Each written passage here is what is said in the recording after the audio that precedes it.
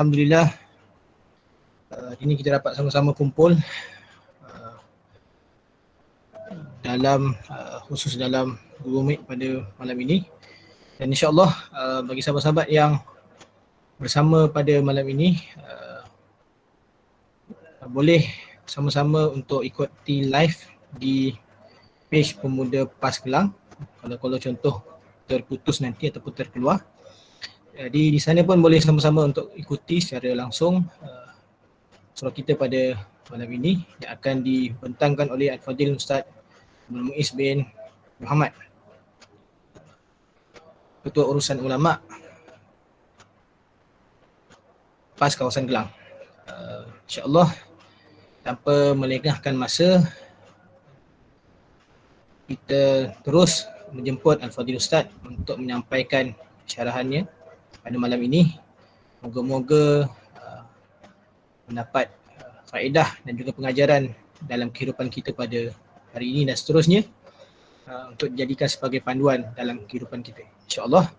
Sebelum tu, mana-mana sahabat-sahabat yang mungkin ada persoalan ataupun pertanyaan nanti sepanjang Ustaz menyampaikan syarahannya, boleh terus utarakan soalan di ruangan komen. Dan kalaupun nanti terputus nanti, seperti mana yang sebelum maklum, kadar terhad untuk Google Meet pada kali ini lepas 1 Julai hanya sejam. Kalau terputus, kita akan masuk balik pada link yang sama. Nanti boleh sama-sama kita dengarkan syarahan seterusnya daripada Al-Fadil Ustaz. Yang ini majlis menjemput dan persilakan Al-Fadil Ustaz untuk menyampaikan syarahannya. Falyatafaddal ma'jura. Baik. Assalamualaikum warahmatullahi wabarakatuh. A'udzubillahi minasyaitonirrajim. Bismillahirrahmanirrahim. Alhamdulillahi rabbil alamin. Wassalatu wassalamu ala asyrafil anbiya'i wal mursalin wa ala alihi wa sahbihi ajma'in. Rabbi syrah li sadri wa yassir li amri wahlul 'uqdatam min lisani yafqahu qawli. Subhanaka la ilma lana illa ma 'allamtana innaka antal alimul hakim wala haula wala quwwata illa billahil aliyil azim. Qala Allah subhanahu wa ta'ala,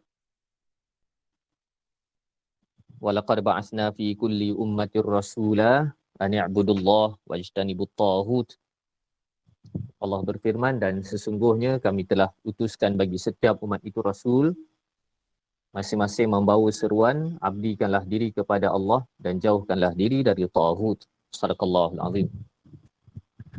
Terima kasih pada pengerusi, moderator, seterusnya barisan kepimpinan PAS kawasan Kelang, peringkat Dewan Pemuda PAS Kelang, Dewan Muslimat, seterusnya teman-teman yang dimuliakan oleh Allah Subhanahu Wa Taala dengan Islam. InsyaAllah seperti yang telah diwartakan, kita akan membahas secara ringkas berkaitan dengan fenomena tekanan jiwa. Sebagaimana biasa kita berpegang dengan manhaj yang jelas, apa-apa permasalahan yang dihadapi oleh manusia sudah pasti ada ulasan, dan begitu juga penyelesaiannya yang telah termaktub di dalam Al-Quran. Maka tidak keterlaluan untuk kita bahaskan pada malam ini fenomena tekanan jiwa berdasarkan perspektif Al-Quran, supaya kita tidak mereka-reka teori sendiri dan kita mengenali tabiat-tabiat manusia itu berdasarkan kalam pencipta manusia, iaitu Allah Subhanahu Wa Taala. Baik, pertama sekali kita perlu memahami antara hikmah Allah Subhanahu Wa Taala menciptakan para nabi dan rasul di kalangan manusia biasa, supaya mereka dapat menunjukkan sifat-sifat fitrah manusiawi mereka berdasarkan panduan ilahi. Dalam Al-Quran terdapat beberapa ayat yang Allah menyuruh supaya Nabi menegaskan bahawasanya baginda itu merupakan manusia biasa. Begitu juga para Nabi dan Rasul alaihissalatu wassalam yang lain, semuanya manusia biasa. Apabila disebutkan manusia biasa, maka mereka boleh menjadi model secara praktikal. Dalam erti kata yang lain, apa yang telah mereka lalui itu jugalah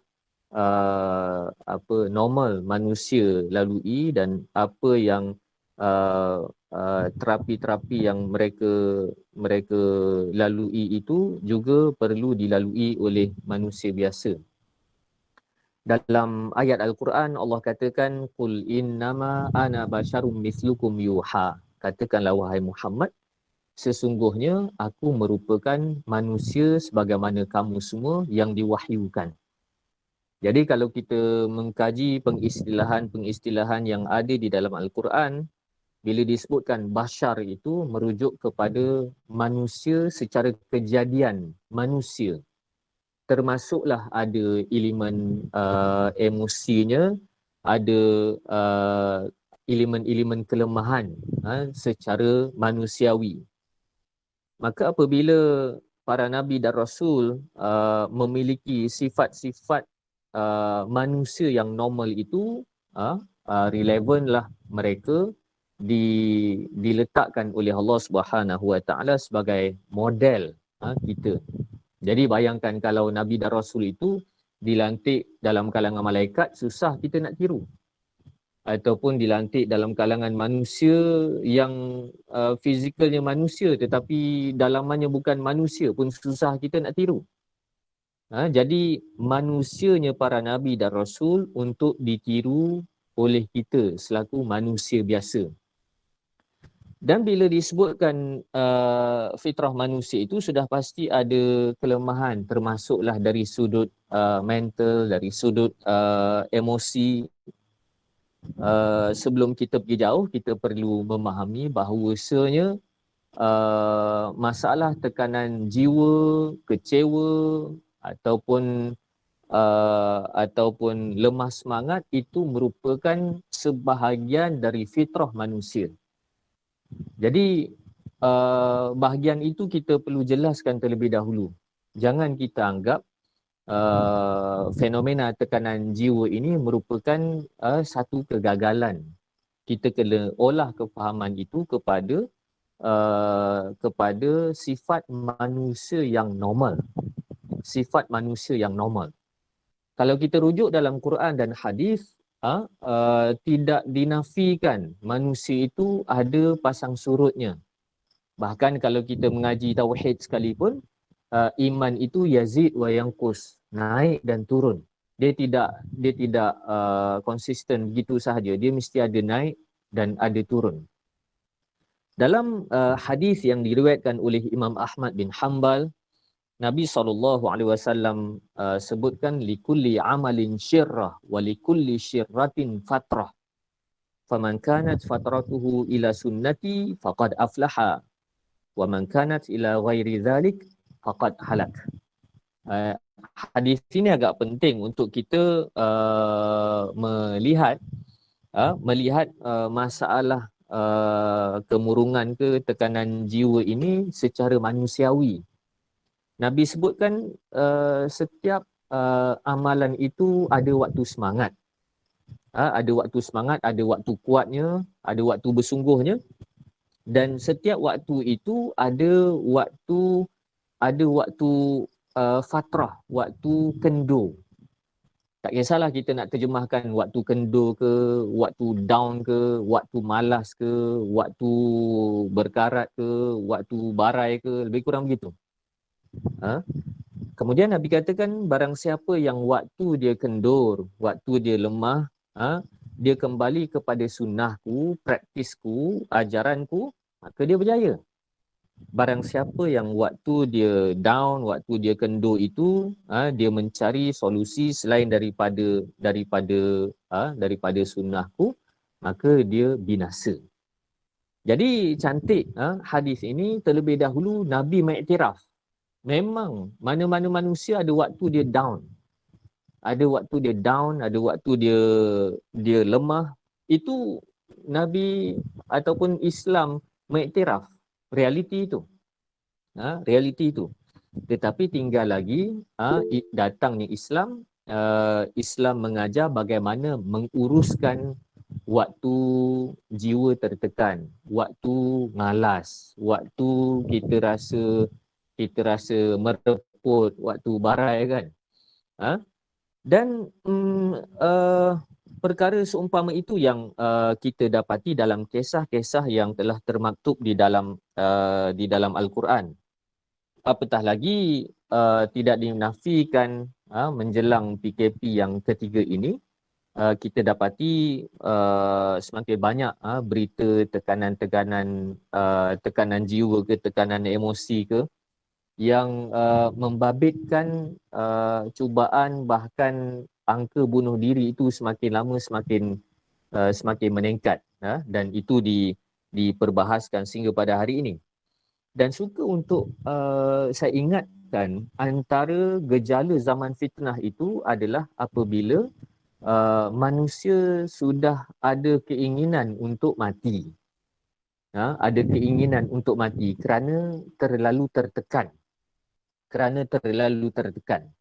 Jadi kita kena hati-hati betul-betul bila lihat fenomena tekanan jiwa itu sampai membabitkan keinginan orang untuk mati, bunuh diri. Itu merupakan salah satu tanda zaman fitnah, nak dekat kiamat lah, lebih kurangnya begitu.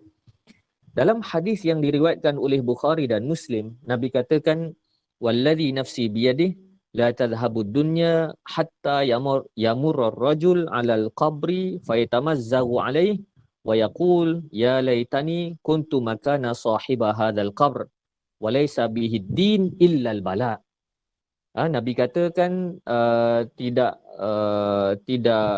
tidak hancurnya, tidak berlakunya dunia, tidak berlakunya kiamat, tidak hancurnya dunia, sehinggalah seseorang itu melalui tanah perkuburan, kemudian dia merungut dan dia berkata, alangkah baiknya aku menjadi ahli kubur. Bila dia tengok orang mati ataupun tengok kubur, alangkah bagusnya aku duduk dalam kubur tu. Maksudnya apa? Ada keinginan nak mati.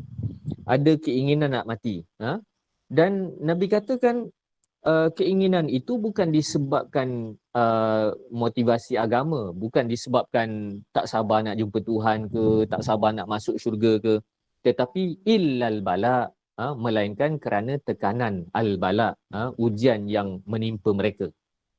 Jadi kita perlu, kalau kita lihat realiti pada hari ini, tak mudah-mudah untuk kita rumuskan masalah tekanan jiwa ini dengan rumusan-rumusan yang simplistik. Mesti diuruskan dan kita mesti menjadi ejen penyelamat supaya masing-masing termotivasi dengan motivasi yang benar.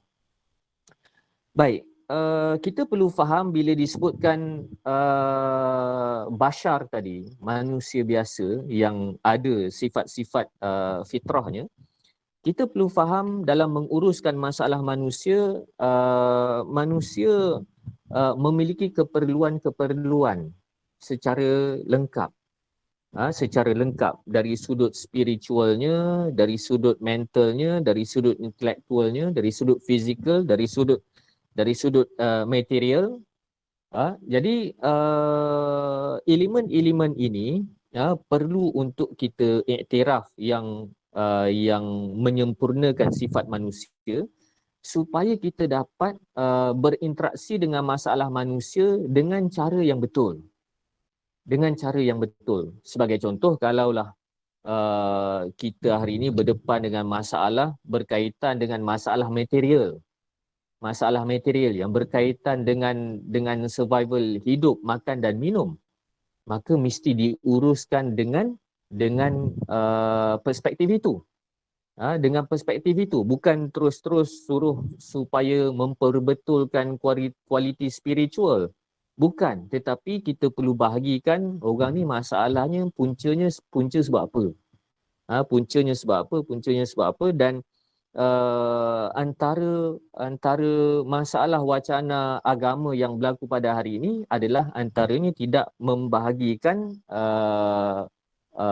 perspektif tersebut, konteks-konteks tersebut.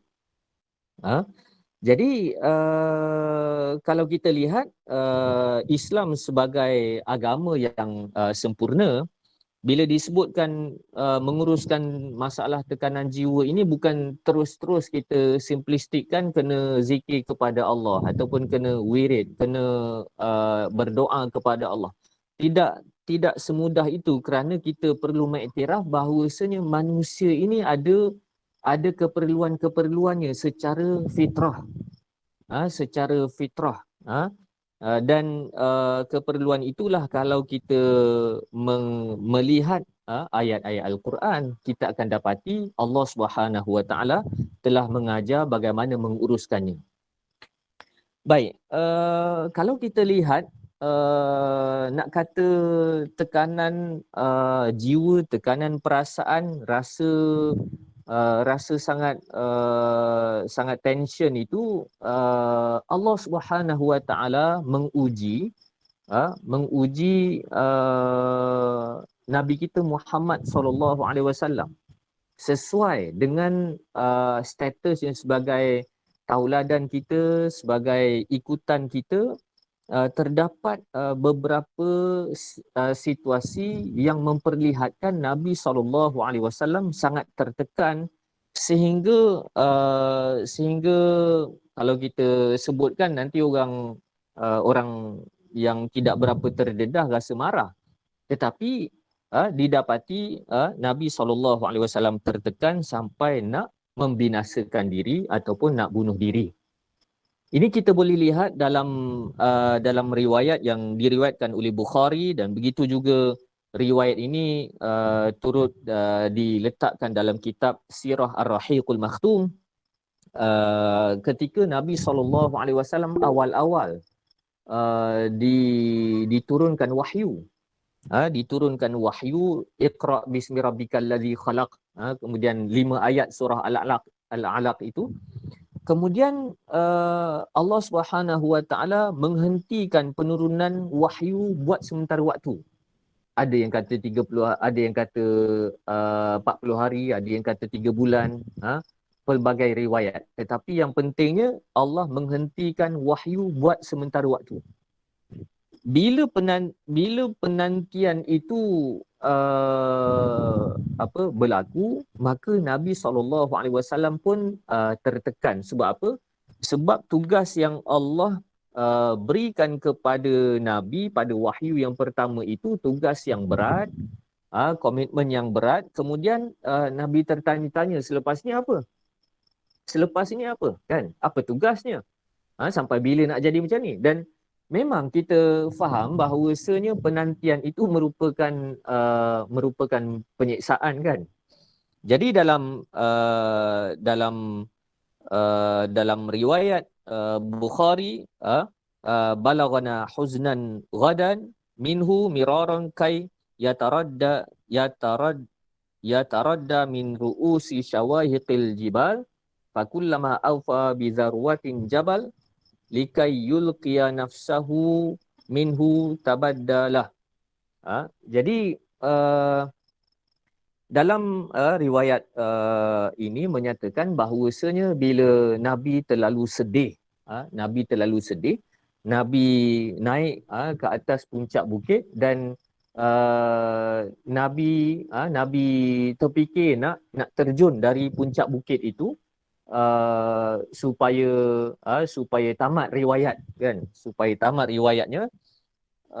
Dan ketika itulah Jibril alaihissalatu wassalam memunculkan dirinya dan mengatakan, ya Muhammad, innaka Rasulullah haqqa, Rasulullahi haqqa, wahai Muhammad, sesungguhnya engkau adalah Rasulullah yang sebenar. Maka ketika itu Nabi kembali tenang. Jadi ini antara cerita yang menggambarkan Nabi itu pernah tertekan sampai ke tahap itu. Sampai naik atas bukit, kemudian tengok bawah, rasa macam nak terjun. Rasa macam nak terjun, biar mati. Supaya kematian itu dapat menenangkan dirinya. Jadi contoh seumpama ini menggambarkan Nabi berdepan dengan stres, berdepan dengan tekanan. Dan mungkin ada yang mengatakan bahawasanya itu Nabi tertekan disebabkan nak buat kerja agama. Masyarakat kita ini tertekan sebab tak ada duit, sebab kena buang kerja, kan, sebab keliling hutang. Jadi kalau kita proses logik itu dengan betul, kita akan faham bahawasanya tahap buat kerja agama yang sepatutnya mendatangkan ketenangan dan kepuasan jiwa itu pun Nabi tertekan disebabkan komitmen bebanan yang berat, apatah lagi masyarakat hari ini yang berdepan dengan bebanan dunia, lebih terdedah kepada tekanan. Lebih terdedah kepada tekanan. Jadi kita faham bahawasanya tugas para Nabi dan Rasul, tugas Nabi dan Rasul itu sendiri adalah zikir. Adalah zikir. Ingat Allah dan mengingatkan manusia supaya ingat Allah. Itu pun dengan tekanan-tekanan dan halangan yang dihadapi, Nabi tertekan. Apatah lagi masalah masyarakat kita pada hari ini yang dibebani dengan komitmen dunia, maka lebih terdedah kepada masalah tekanan-tekanan seumpama itu. Jadi itu logik yang perlu kita faham. Jadi saya rasa lebih penting untuk kita bebaskan cara faham kita seakan-akan itu Nabi, kita bukan Nabi. Disebabkan Nabi itu manusia, kita kena ikut. Dan mungkin ada yang katakan Nabi buat kerja agama, kita tension hari ni sebab tak ada kerja, kan, sebab tak ada duit, sebab dikelilingi hutang. Jadi kita faham bahawasanya tahap buat kerja agama pun manusia akan rasa tertekan apabila berada dalam satu-satu situasi, apatah lagi kalau berdepan dengan tekanan dunia yang tabiat dunia itu memang menyesakkan akal fikiran manusia. Baik, begitu juga dalam kisah yang lain dalam suratul Kahfi, Allah Subhanahu Wa Taala menceritakan bagaimana dakwah Nabi itu dibohongi. Kebenaran-kebenaran yang dibawa oleh Nabi itu dibohongi. Maka Nabi pun tertekan. Nabi pun tertekan. Lantas Allah katakan fala'allaka bakhi'un nafsaka ala atharihim illam yu'minu bihadzal hadithi asafa. Jadi Allah Subhanahu Wa Taala mendedahkan lintasan pemikiran yang ada pada Nabi SAW, bahawasanya Nabi ini terlintas untuk bakhi'un nafsak. Itu kalau kita lihat dalam tafsiran para ulama menyebutkan bakhi'un ay qatilun, iaitu bunuh diri. Bunuh diri disebabkan terkesan dengan kedegilan, dengan sikap kaum yang dihadapi oleh Nabi SAW, menyebabkan Nabi kecewa. Jadi kalau kita lihat dalam tafsiran yang dikemukakan oleh Qatadah, yang kita boleh lihat dalam tafsir Ibnu Katsir baik, dalam tafsir At-Tabari baik, dalam tafsir Al-Qurtubi baik, tafsir-tafsir yang lain pun menjelaskan bakhi'un nafsak, iaitu qatilun nafsak. Nabi SAW tertekan lalu Nabi terlintas nak bunuh diri. Ini ayat Al-Quran. Dan antara masalah kita, kalau kita tak beres dalam permasalahan awal tadi, mungkin ada yang sentap bila bila dengar ayat seumpama ini, mana mungkin Nabi down sampai ke tahap sedemikian? Mana mungkin Nabi tertekan sampai ke tahap sedemikian? Sedangkan Al-Quran menceritakannya. Jadi waktu Nabi tertekan ini uh, waktu Nabi dicabar kan, 3 soalan berkenaan Ashabul Kahfi, berkenaan Zulkarnain, berkenaan Ruh. Kemudian Nabi terlupa sebut insya-Allah. Lantas Allah Subhanahu Wa Taala menangguhkan penurunan wahyu jawapan selama 2 minggu. Kemudian Nabi dikutuk, dituduh macam-macam, dan sewaktu itu Nabi SAW tertekan. Baik, dalam bahagian ayat tersebut kita kita dapati tekanan itu menyebabkan asafa, menyebabkan kekecewaan yang dahsyat, dan selepas itu Allah Subhanahu Wa Taala menghubungkannya dengan gejala penipuan. Kaburat kalimatan takhruju min afwahihim iyaquluna illa kadhiba, kan? Allah sebutkan yang keluar daripada penentang-penentang Nabi ketika itu adalah penipuan-penipuan. Dan penipuan itu diungkapkan dengan gaya penuh kesombongan. Jadi kita faham bahawasanya Suratul Kahfi ini merupakan surah yang bertemakan zaman fitnah. Surah yang bertemakan zaman fitnah. Sebab itu kena faham Suratul Kahfi, kan? Bukan semata-mata nak selamat daripada Dajjal itu baca Suratul Kahfi, bahkan kena faham kerana Al-Quran ini bukan semata-mata bacaan tetapi panduan kefahaman. Jadi kalau kita lihat di dalam hadis-hadis fitnah ataupun hadis-hadis akhir zaman, kita akan dapati antara yang menjadi punca kepada tekanan itu adalah gejala-gejala penipuan. Gejala penipuan yang Nabi katakan sanawatun khadda'at,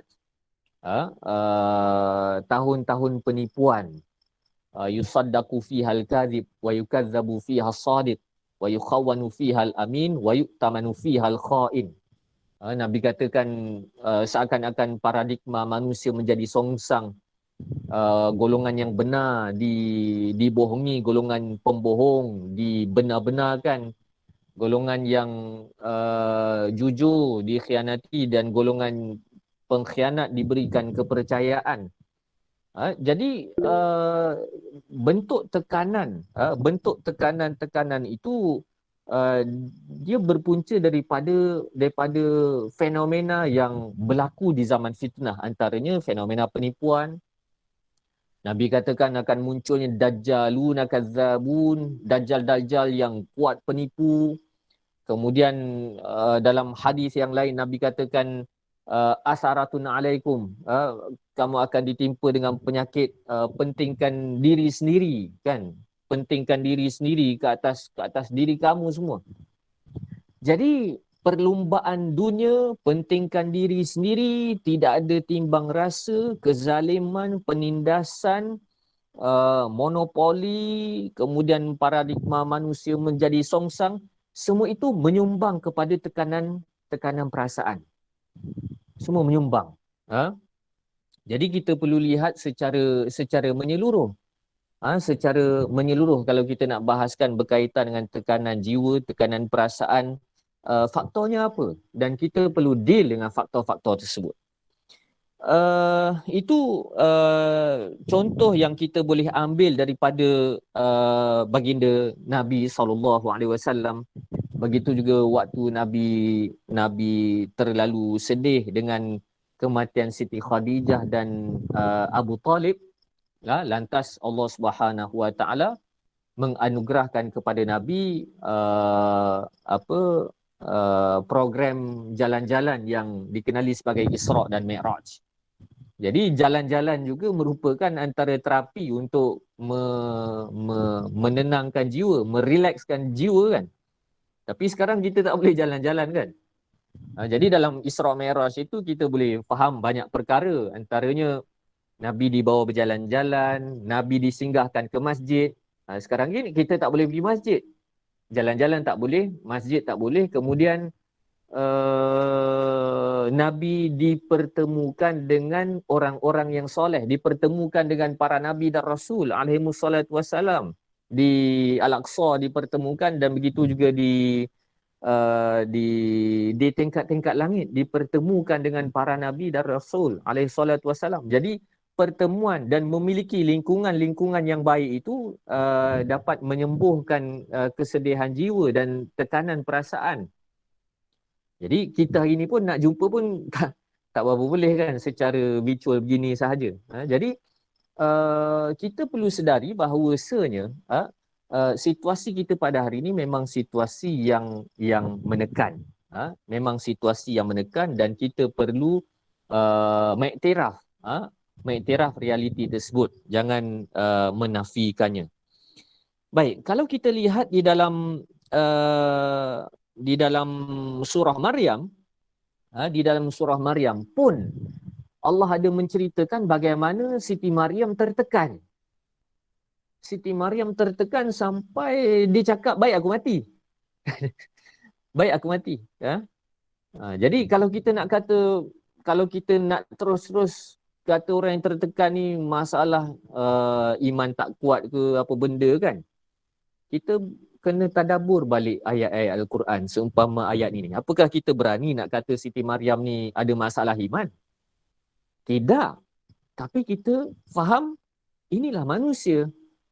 Inilah manusia, dan Allah menunjukkan kepada kita model bagaimana menguruskan masalah-masalah seumpama itu. Jadi dalam surah Maryam, Allah merakamkan dialog Maryam ketika dalam keadaan dituduh, kemudian kena pergi ke luar daripada kota untuk melahirkan Nabi Isa seorang diri. Kemudian dalam keadaan serba tertekan, ditohmah keseorangan, lepas tu lemah. Maka Siti Maryam kata apa? Ya laitani mittu qabla hadza wa kuntu nasyam mansiya. Jadi Siti Maryam kata, alangkah celakanya diriku. Kan bagus kalau aku mati je. Kan bagus aku mati sahaja sebelum benda-benda macam ni berlaku. Supaya aku tak ada apa dan orang tak ingat berkenaan diri aku. Ini satu ayat yang melambangkan tekanan yang cukup dahsyat. Jadi sampai ke tahap baik aku mati. Kan dahsyat tu. Kan dahsyat kan? Baik aku mati.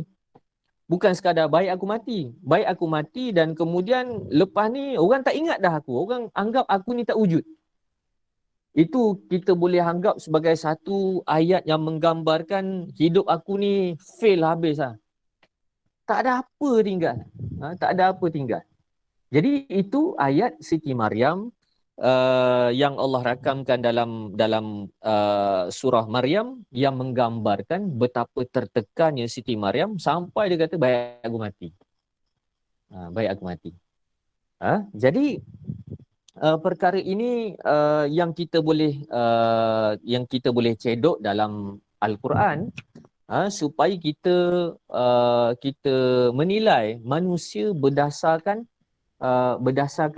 Al-Quran. Jadi waktu Nabi tertekan, waktu Siti Maryam tertekan, kita boleh belajar bagaimana Allah Subhanahu Wa Taala menguruskan tekanan-tekanan mereka dengan cukup murni dan cukup menenangkan. Jadi siapa yang mengikuti pada malam ini, mudah-mudahan kita semua tak adalah sampai tahap tekanan jiwa ke, tertekan ke, stres ke, ataupun depresi kan. Mudah-mudahan kita kita terhindar daripada masalah-masalah itu.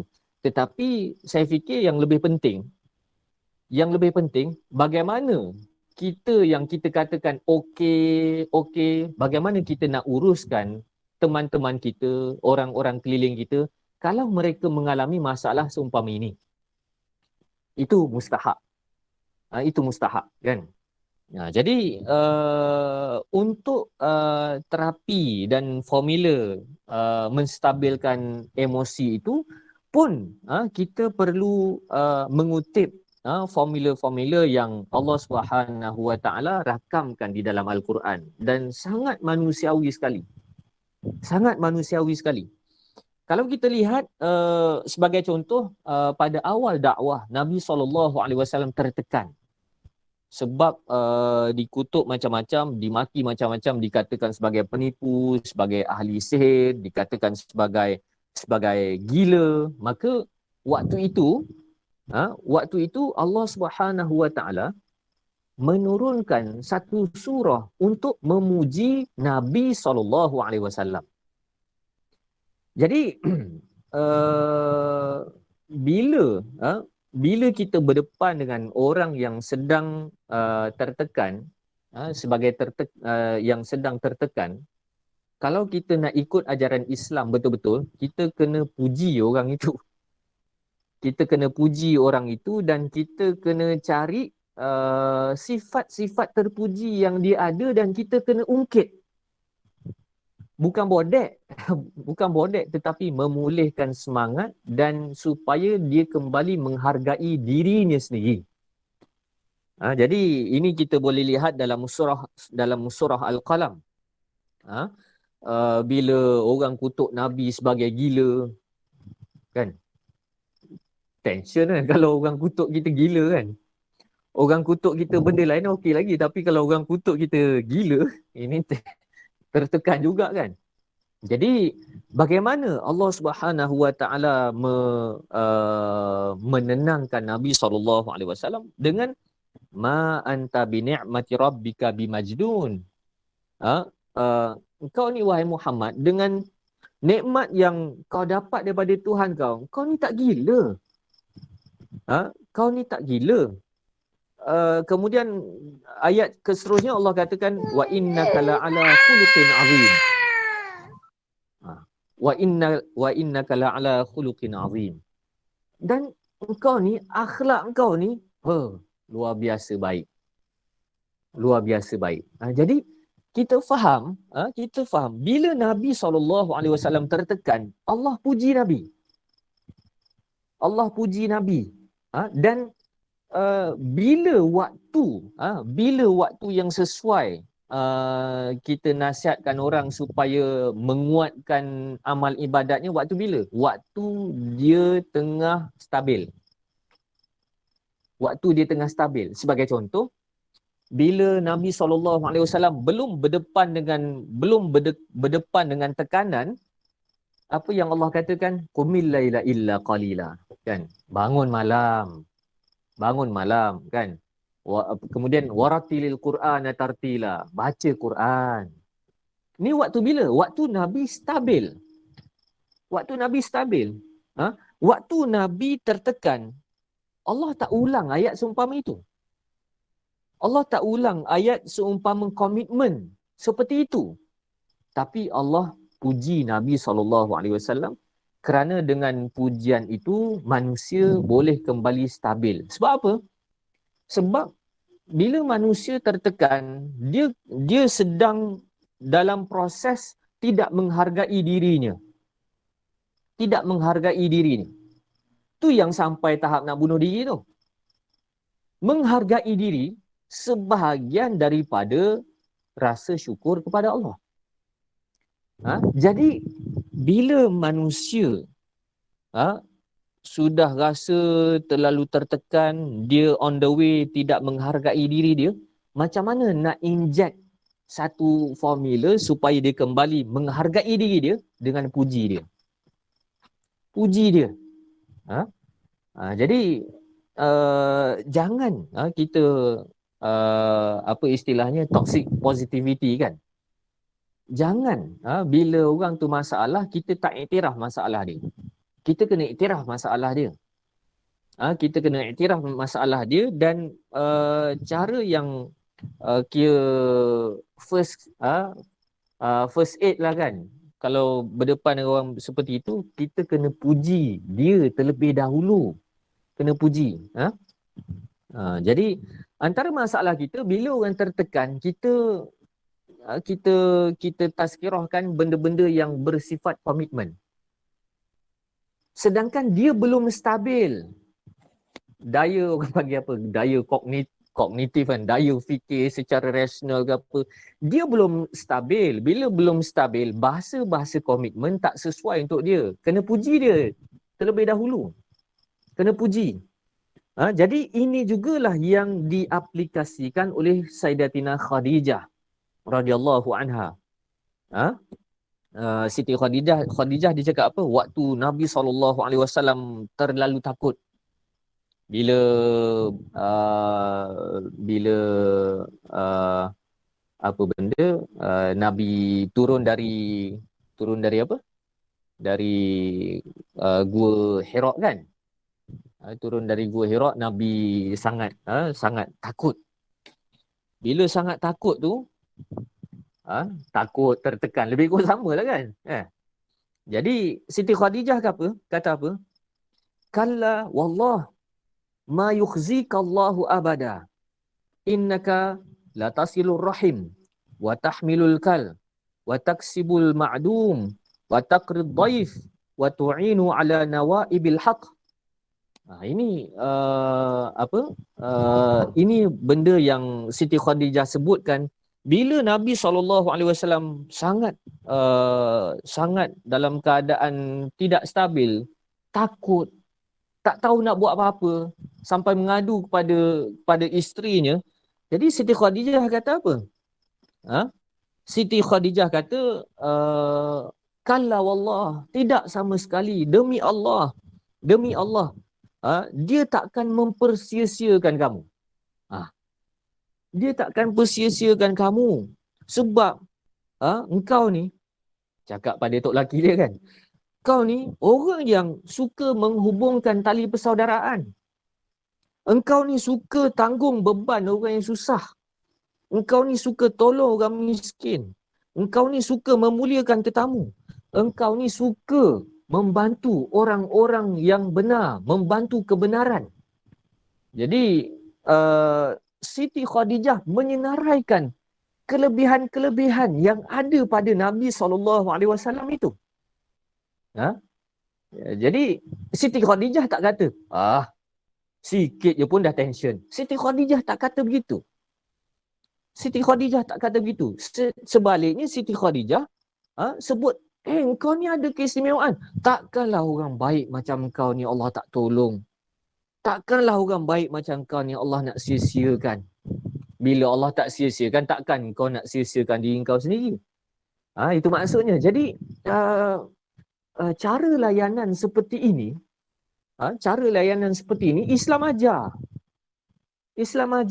Tapi umat Islam hari ni tak tahu apa masalah menyebabkan tak berapa reti nak layan cara macam ni. Jadi kita kalau kita nak kita ada teman-teman kita yang tertekan ke apa, kita kena senaraikan jasa-jasa dia, kelebihan-kelebihan dia, supaya dia ada rasa harga diri balik. Dia kembali menghargai diri dia. Jadi ini yang disebutkan oleh Siti Khadijah, menggemburkan kembali keyakinan diri Nabi SAW. Jadi kalau ada yang tertekan ke apa lepas ni, kena cakap manis. Jangan buat sentap pula. Jangan buat sentap. Sebab kita bimbang. Kita bimbang bila orang yang tertekan ni dia tidak waras, sampai satu tahap dia tak waras. Bila dia tak waras, dia buat satu benda yang mengarut, benda yang tak betul, takut-takut kita ada saham pada perbuatan dia yang kurang sedar itu. Jadi kita kena bertanggungjawab. Baik, jadi contoh yang seterusnya, contoh yang seterusnya kita boleh lihat dalam kisah Nabi Musa dan Nabi Harun. Nabi Musa dan Nabi Harun bila berdepan dengan Firaun, dan Firaun mula mengisytiharkan, menunjukkan sikap mahu berkeras dan mengenakan tekanan kepada Nabi Musa dan Nabi Harun, maka dua nabi ini rasa takut. Bila rasa takut, mereka pun berdoa kepada Allah, wahai Allah, kami bimbang, kami takut Firaun akan mengenakan tindakan yang melampau ke atas kami.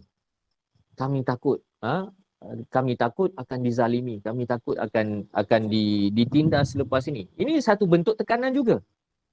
Satu bentuk tekanan juga. Jadi kita boleh lihat dalam surah Taha bagaimana perjuangan Nabi Musa ini dipenuhi dengan tekanan-tekanan, dan sebahagiannya adalah tekanan emosi, tekanan perasaan. Maka sebab itu kita baca doa yang diambil daripada doa Nabi Musa, Rabbi syrahli sadri, wahai Allah lapangkan dada. Dan kalau kita lihat pengistilahan yang digunakan oleh Al-Quran, bila sebutkan sadri, dada, bermaksud perasaan. Lapangkan dada, maksud perasaan, emosi aku bagi beres dulu wahai Allah. Begitu juga dalam kisah Siti Maryam pun ada yang disebutkan berkenaan perasaan Siti Maryam. Jadi bila kedua Nabi Agung ini merasa terancam, merasa terancam. Jadi mereka merasa terancam berdepan dengan Firaun. Masyarakat kita ini merasa terancam dengan masalah-masalah lain. Ada masalah hutang ke, masalah karier ke, masalah job ke. Tapi senang ceritanya masalah itu sama. Masalah apa? Masalah rasa terancam, soal survival hidup. Maka apa yang dibalas oleh Allah Subhanahu Wa Taala? Allah tak kata pada Nabi Musa dan Nabi Harun, alah Firaun je pun. Itu pun takut. Allah tak balas dengan jawab begitu. Tapi Allah melayan Nabi Musa dan Nabi Harun secara cukup manusiawi sekali dengan Allah berfirman, la takhafa innani ma'akuma asma'u wa ara. Wahai Musa dan Harun, jangan bimbang, jangan takut. Aku ni sentiasa bersama dengan kamu berdua. Asma'u wa ara. Aku sentiasa dengar kamu dan aku melihat kamu. Jadi ayat ini sangat luar biasa.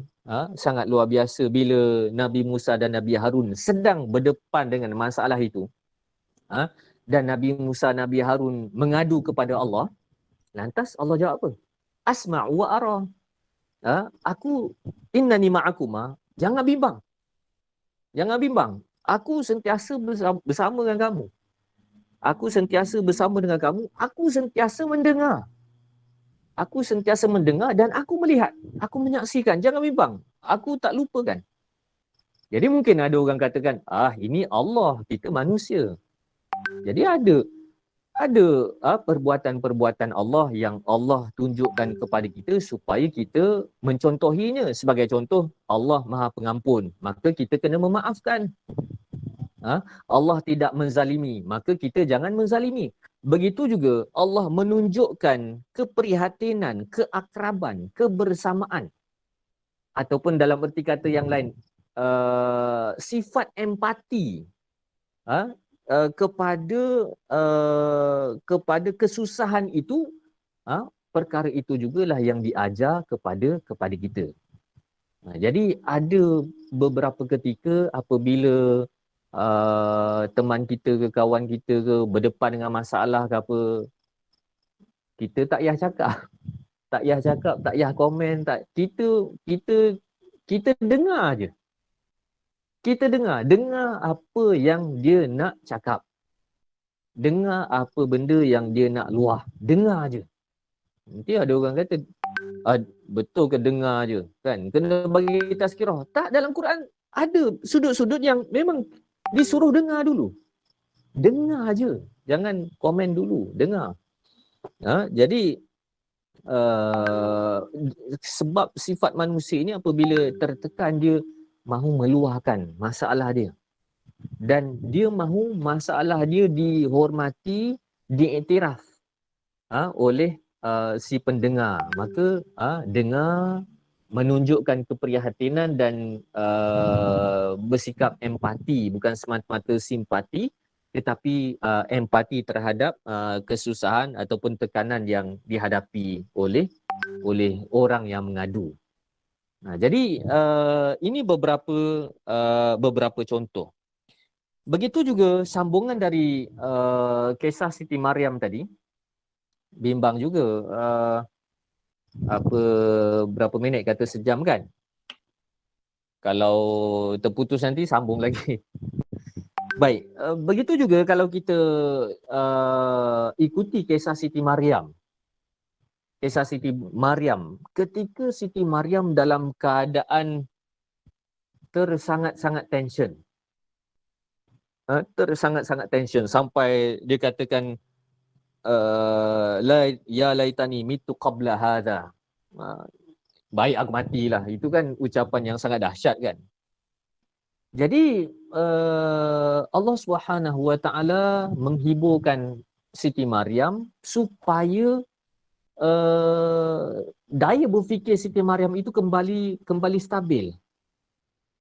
Ada yang mengatakan Jibril yang berkata, ada yang mengatakan Nabi Isa sendiri yang memberi tunjuk ajar kepada Siti Maryam waktu itu. Ada khilaf lah dalam kalangan para ulama berkaitan dengan tafsiran ayat surah Maryam, muka surat yang kedua bawah dan muka surat ketiga bahagian atas itu. Baik. Jadi yang menariknya bila Siti Maryam tertekan, Allah Subhanahu Wa Taala memenuhi keperluan hidup Siti Maryam terlebih dahulu. Dalam keadaan Siti Maryam tertekan, dalam keadaan lemah, apa yang Allah suruh buat? Apa yang Allah suruh buat? Allah suruh tepuk pangkal pokok kurma. Kemudian Allah suruh apa? Fakuli washrabi wa qarri aina.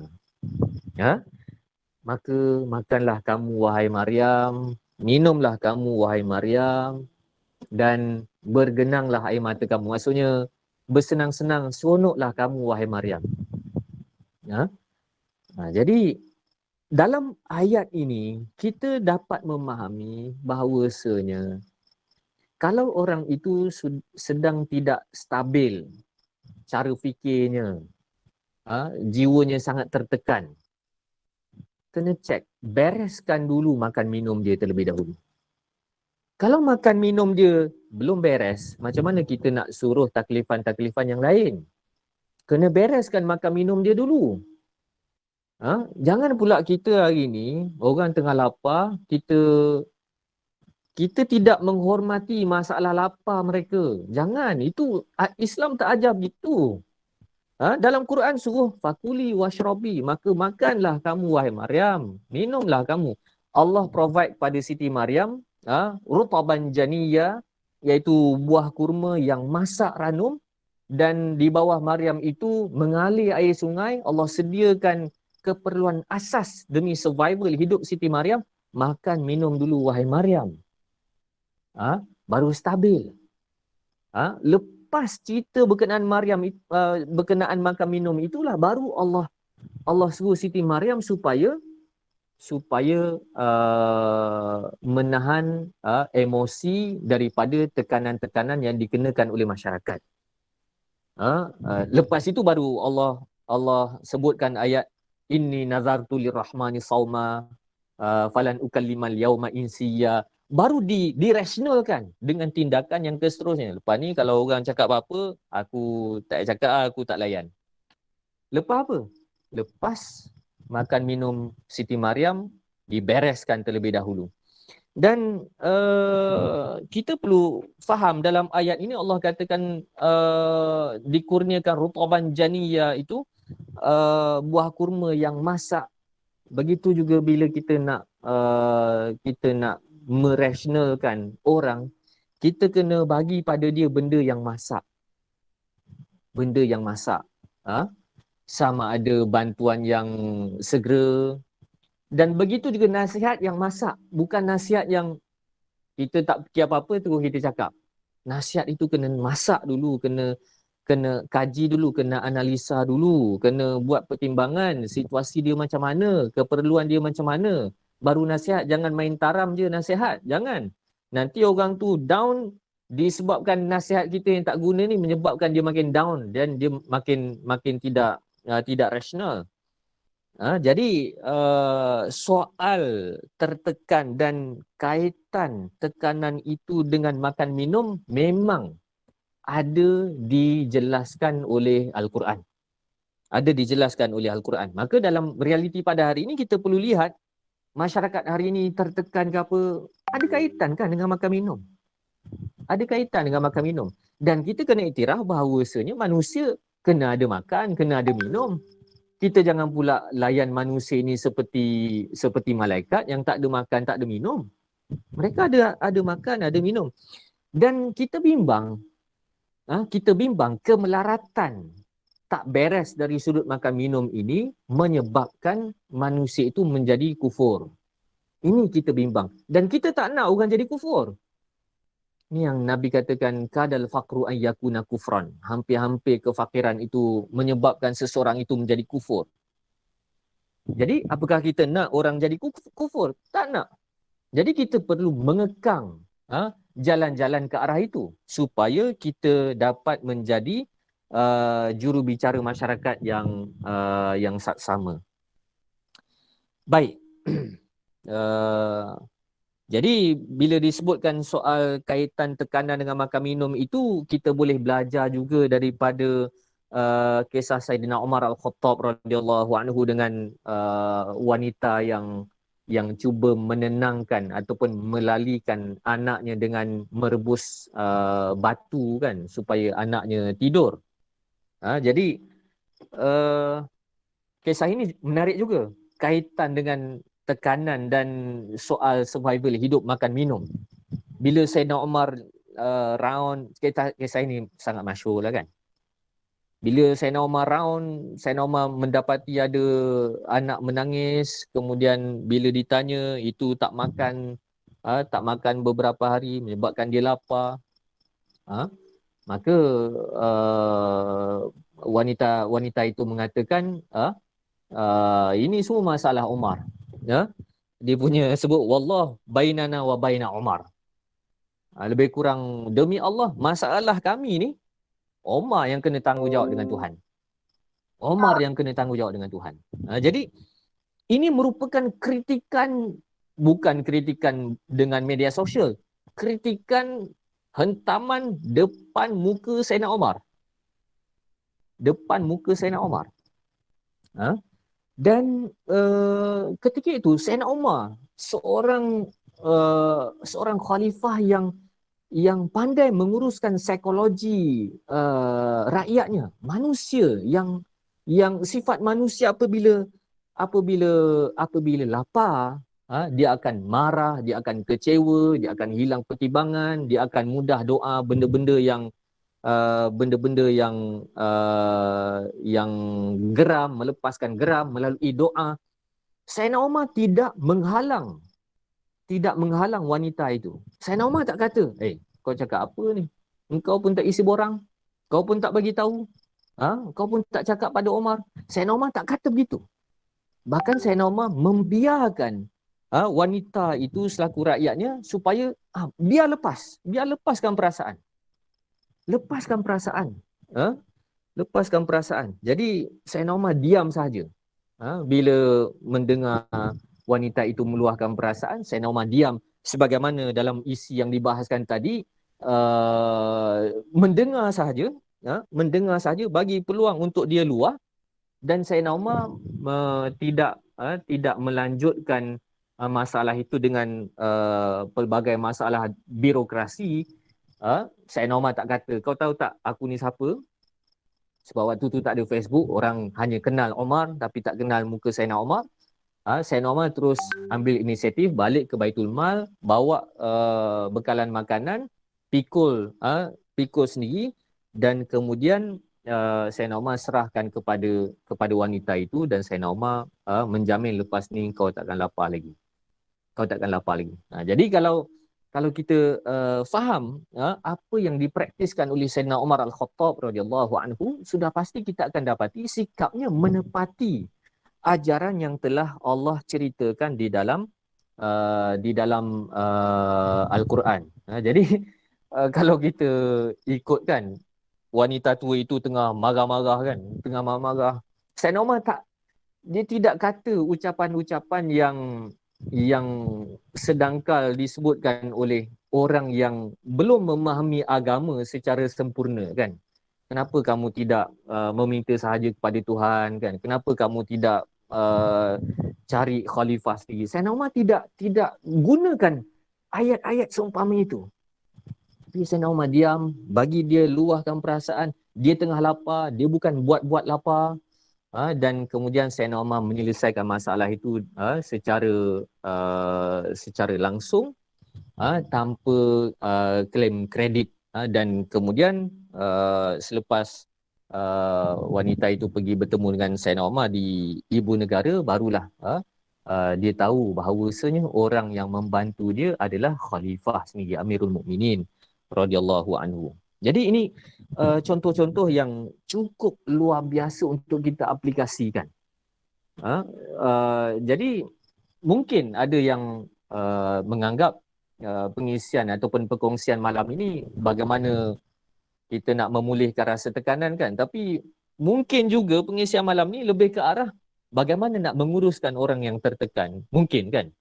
Bagaimana kita nak bersikap positif, bagaimana kita jangan ada sikap toksik dalam masyarakat. Baik.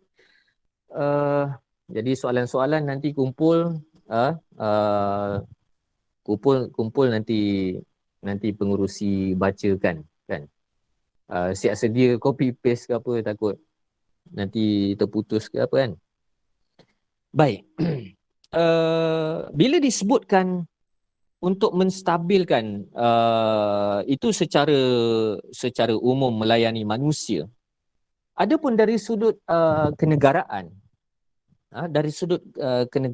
pun ada kaitan dengan makan minum. Ada kaitan dengan makan minum, ada kaitan dengan mengelakkan diri daripada menimbulkan suasana-suasana yang negatif, suasana yang toksik. Jadi ini kita boleh lihat dalam hadis Nabi SAW dalam konteks negara. Nabi SAW katakan, afshus salam wa at'imut ta'am wa sallu bil lail wan nasun niyam. Ini tak silap yang Nabi ungkapkan waktu Fathu Mekah, tak silap.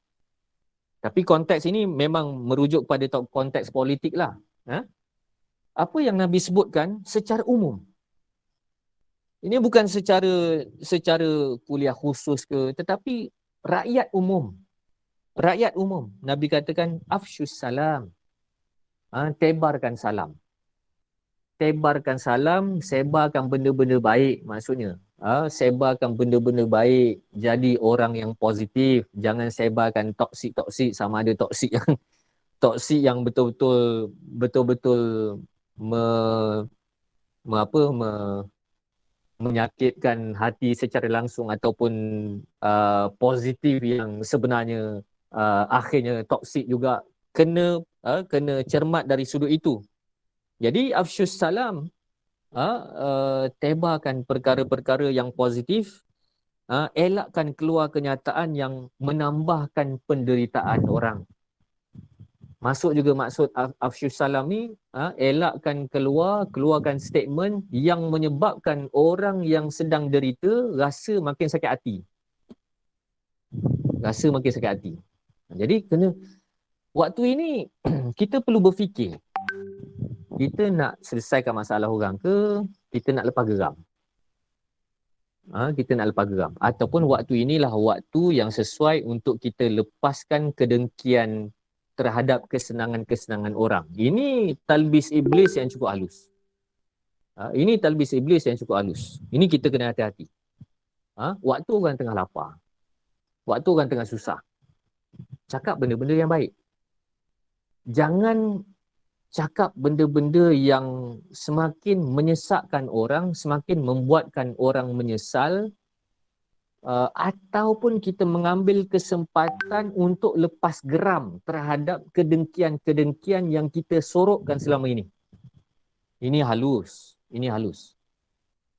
Sebagai contoh, orang tengah tak ada kerja ke, lapar ke apa kan, kata, itulah, waktu ada duit, belanja sakan, waktu ada duit, bermewah.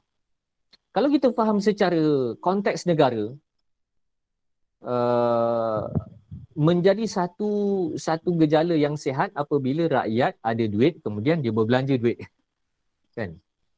Jadi waktu ini tak sesuai untuk kita katakan, kan sekarang ada rumah besar, ada kereta banyak, ada tanah banyak, ada macam-macam, buat hutang sana hutang sini, sekarang tak boleh nak bayar, padan muka. Siapa nak tahu pandemik ni akan berlaku? Sebenarnya kata-kata seumpama itu lahir daripada sifat dengki yang ada dalam diri kita, tapi selama ini kita sorokkan, ataupun dalam erti kata yang lain, selama ni kita ternanti-nanti nak tunggu orang-orang yang senang tu ditimpa kesusahan. Bila mereka ditimpa kesusahan, waktu ni lah peluang yang kelihatan syar'i atas alasan nasihat untuk kita serang emosi mereka. Jangan bersikap begitu. Islam tak ajar.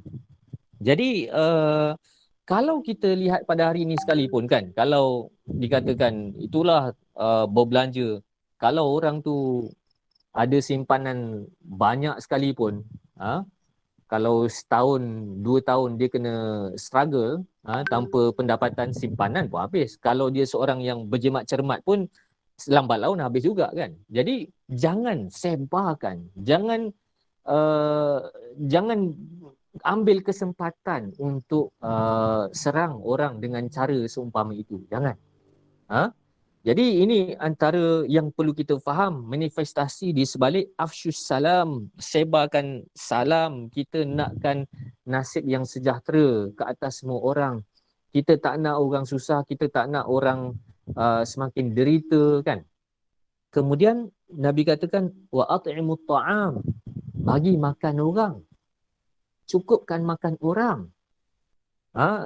Kerana Nabi mengajar kita, kalau rakyat tak cukup makan, negara takkan aman. Negara takkan aman. Negara dalam keadaan bahaya kalau rakyat tak cukup makan. Ini kita kena faham betul-betul. Soal dia bersabar, tahap kesabaran dia, tahap iman dia, itu soal dia. Tapi dalam konteks politik, kalau kita rujuk Quran dan hadis sekalipun, kita akan dapati soal makan minum rakyat itu merupakan soal yang sangat penting. Kalau benda ni tak beres, negara takkan aman. Negara takkan aman. Jadi penuhi keperluan asasi, dan ringankan beban-beban material. Beban-beban material. Dan mungkin kadang-kadang kita fikirkan, tak cukup makan pun bising kan. Kalau kita lihat dalam surah Quraisy sebagai contoh, Allah Subhanahu Wa Taala meletakkan dua faktor yang membawa kepada keamanan negara. Keamanan negara. Allah katakan wa at'amahum min ju' wa amanahum min khauf. Tuhan itulah yang mengenyangkan orang yang lapar, mengenyangkan orang daripada kelaparan dan mengamankan mereka daripada ketakutan. Jadi dalam situasi kita pada hari ini, dua perkara ini memang wujud dan ia sangat realistik sekali. Bukan propaganda. Al-ju' iaitu lapar, dan khauf, takut. Lapar dan takut. Lapar Lapar lah kan. Takut. Takut dari sudut survival hidup, takut dari sudut kestabilan politik. Jadi kita tak boleh bahaskan dari sudut maqasidus syariah, hifzun nafs, menjaga nyawa semata-mata, tapi dari sudut makan minum itu merupakan maqasid yang penting untuk dipelihara dan ada kaitan juga dengan menjaga nyawa. Lepas disebutkan pesanan-pesanan umum, jadilah orang yang positif, tebarkan salam, tebarkan kata-kata yang sejahtera, kata-kata ucapan-ucapan yang baik. Bagilah makan, cukupkan makan, kan? Bereskan masalah makan minum. Yang ketiga baru Nabi katakan, sallu wa sallu bil lail, bangun malam ngadu pada Tuhan. Ngadu pada Tuhan, wan nasu niyam, dalam keadaan manusia sedang tidur. Baru Nabi SAW sebutkan dari sudut spiritual. Dari sudut spiritual. Jadi perkara ini kita perlu perhalusi betapa Nabi SAW bertindak sebagai negarawan yang sangat manusiawi, yang memenuhi keperluan bukan sekadar keperluan spiritual, bahkan keperluan mental, keperluan material yang diperlukan oleh rakyatnya. Maka di akhir itu baru Nabi sebutkan berkaitan dengan taqarrub, berkaitan dengan bangun malam, berkaitan dengan mengadu kepada Allah Subhanahu wa taala. Jadi ini perkara-perkara yang sangat mustahak untuk kita faham. Dan terdapat beberapa terapi yang Nabi SAW ajarkan kepada kita supaya kekal dalam keadaan bersyukur kepada Allah waktu susah, antaranya dengan selalu melihat orang yang lebih malang daripada kita. Nabi katakan, unzuru ila man huwa asfala minkum wala tanzuru ila man huwa fawqikum fa innahu ajdar alla tazdaru ni'matallah. Dalam hadis Nabi katakan, lihatlah kepada orang yang lebih bernasib malang daripada kamu, yang lebih rendah daripada kamu. Kalau kita terjemahkan bahasa Melayu mudahnya, yang kurang bernasib baik daripada kamu. Jangan lihat orang yang lebih tinggi daripada kamu, yang lebih bernasib baik daripada kamu. Kerana dengan cara sedemikian menyebabkan kamu tidak meremehkan nikmat Allah. Jadi kita kena tengok orang yang lebih rendah. Kurang-kurang kita sihat lagi. Kurang-kurang kita ada lagi kan. Kalau sakit, kurang-kurang kita sakit tak sekritikal orang yang lebih sakit daripada kita kan. Jadi kita kena ada mindset seumpama itu. Dan mindset seperti ini bukan toxic positivity kan. Nabi tidak kemukakan hadis seumpama ini waktu deal dengan orang yang sedang tidak waras, yang sedang tertekan. Jadi Nabi mengemukakan konsep yang umum supaya ia telah terprogram dalam diri kita selaku umatnya. Dan begitu juga dalam hadis yang disebutkan tadi, beberapa hadis yang lain juga betapa fenomena tekanan jiwa merupakan sebahagian daripada fitnah di ambang berlakunya kiamat. Jadi apa yang kita harapkan dengan pedoman-pedoman dari Al-Quran. Pedoman dari Al-Quran, kita tak bahaskan secara spesifik ilmu psikologi ke, sebab saya bukan orang psikologi, kena cari sahabat-sahabat yang memang mengaji bidang psikologi. Tapi yang kita yakin, elemen-elemen psikologi menguruskan manusia secara manusiawi itu sudah pasti telah diajar oleh Allah dan Rasul kita Muhammad sallallahu alaihi wasallam. Jadi rasa sekadar itu sahaja, wallahu alam. Mungkin ada soalan.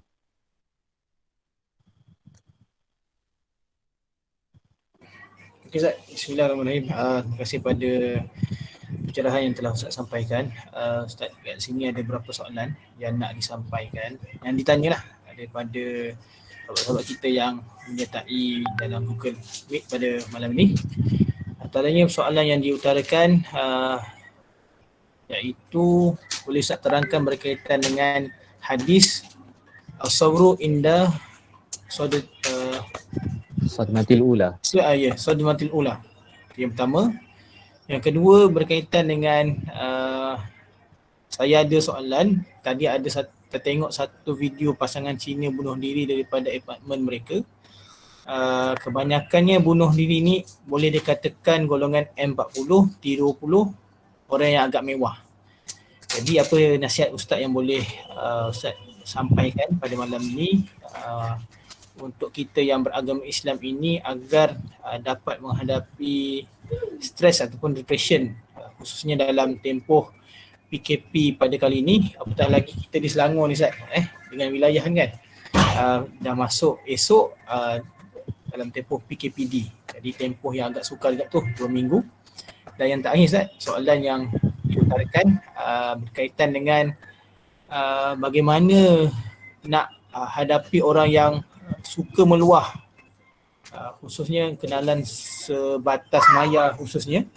Sejauh mana kita mampu untuk membantu mereka lah sebagai orang jauh, lagi-lagi yang boleh bagi dia percayalah untuk kita sampaikan nasihat kepada mereka. Silakan.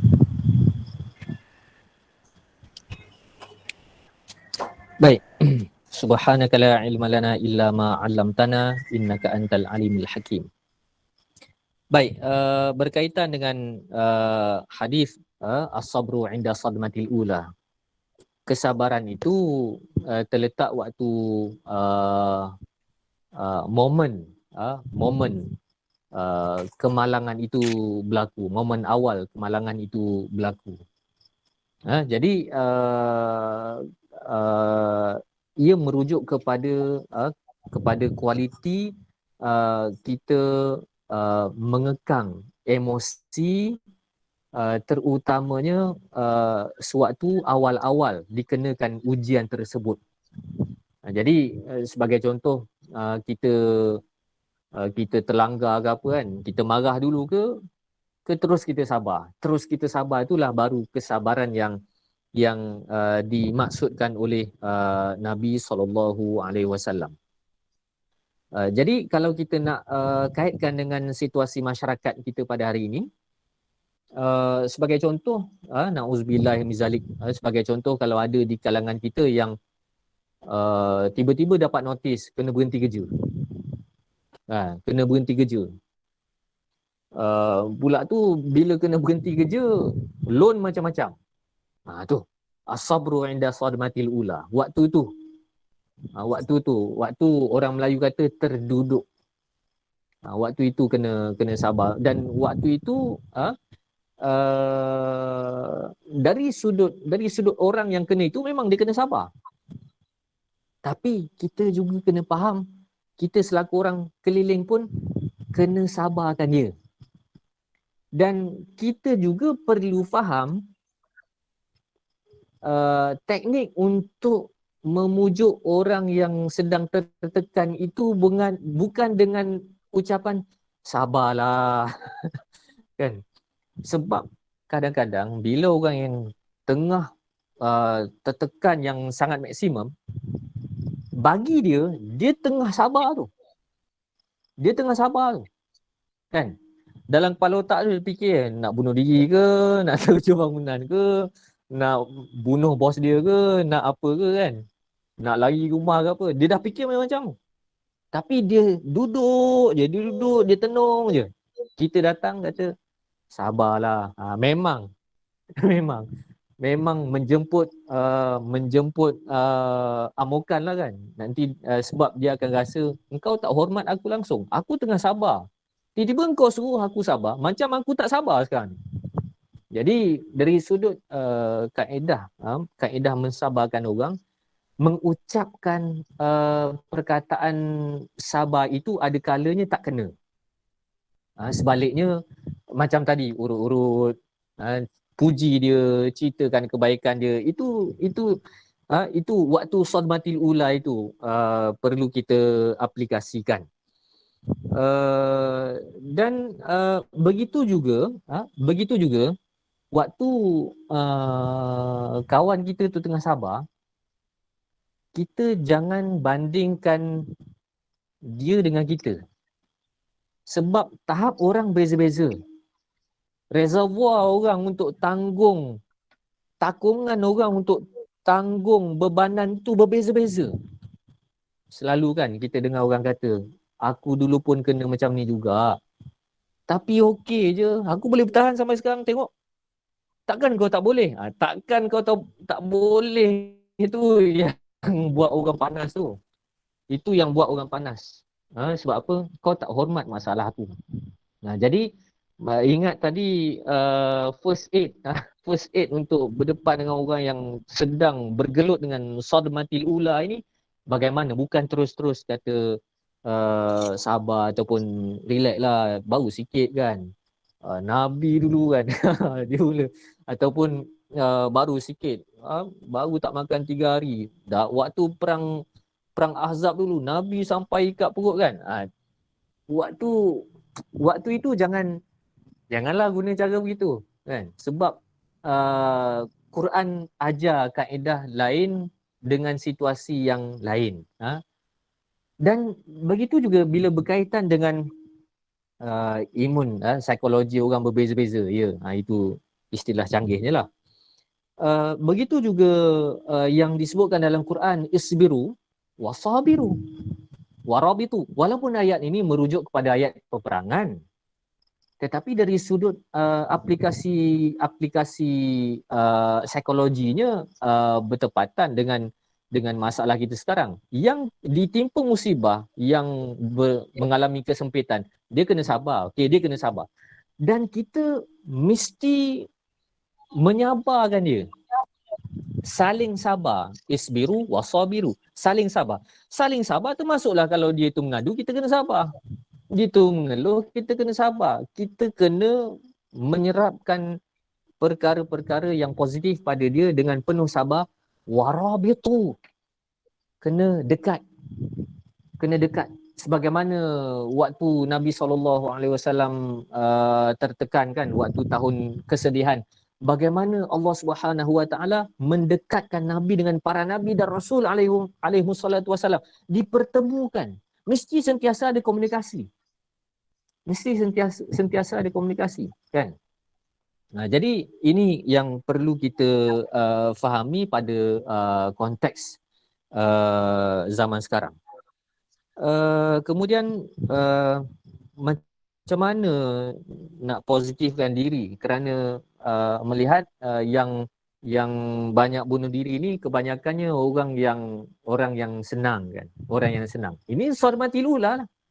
Senang, tiba-tiba kena COVID, jatuh terjun tiruk kan. Jadi bila kena begitu, dia tak dapat proses, kemudian dia ambil langkah bunuh diri. Saya tak berminat untuk bahaskan bunuh diri, bagaimana masuk neraka apa semua. Hadis itu jelas. Tapi yang kita bimbangkan bila orang itu mengalami depresi yang luar biasa, dia membuat tindakan yang di luar sedar. Di luar sedar. Bila orang, sebab tu waktu tertekan ni, bila orang tu bunuh diri ke apa, kita nak hukum apa semua agak susah, sebab bila dia sangat tertekan di bawah kesedaran, macam mana nak deal dengan masalah itu. Jadi disebabkan itu kita perlu kalau disebutkan berkaitan dengan macam mana nak mengekang masalah itu, kalaulah na'udzubillah kita berdepan dengan situasi seumpama itu, tiba-tiba terduduk. Dan waktu sekarang kalau nak gadai harta benda bukannya laku sangat. Orang simpan duit sekarang kan, terduduk, tak tahu nak buat apa. Jadi kena luahkan perasaan, kena luahkan kesusahan. Dan setiap manusia ada circle of trust masing-masing. Jadi jangan luahkan perasaan pada semua orang. Jangan luahkan masalah pada semua orang. Luahkan perasaan pada orang yang kurang-kurang boleh dengar masalah kita dengan positif. Jadi takungan bebanan itu bocorkan dulu kan. Bocorkan dulu. Kemudian barulah diikuti dengan melihat orang yang lebih malang daripada kita kan, dengan pergaulan yang baik kan. Jadi itu merupakan perkara-perkara yang kita sudah bincangkan tadi. Baik. Jadi kalau kita lihat juga dalam cerita-cerita tertekan itu, kan para nabi dan rasul bila tertekan kan, dia orang cakap dengan Allah. Dia orang cakap dengan Allah kan. Memang dari satu sudut kena mengadu, takarub, munajat dengan Allah. Dari satu sudut yang lain, elemen meluahkan perasaan itu mesti ada. Meluahkan perasaan itu mesti ada dan ada circle of trust. Dan sudah pastilah kepercayaan kita yang utama adalah Allah dan kemudian manusia, orang terdekat.